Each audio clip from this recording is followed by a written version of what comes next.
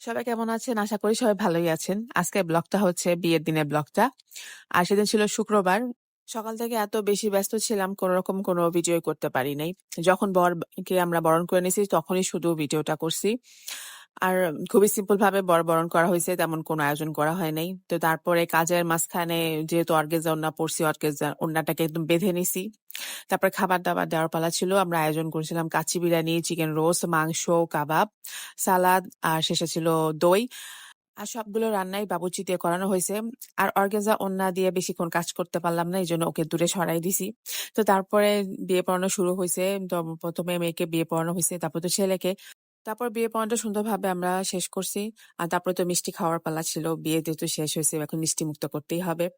আর আমরা কিন্তু বউকে বাসায় সাজাইছি, কোনো পার্লারে নেই। তো তারপরে তো বউ কিন্তু হাসতে বাড়ি থেকে গেছে। একদমই কান্না করে নাই। তো কাজ শেষ করে তারপর একদম রিল্যাক্সে পান খেতে বসছি। তো আজকের মতো এতটুকুই। দেখা হবে আপনাদের সাথে পরের ভিডিওতে।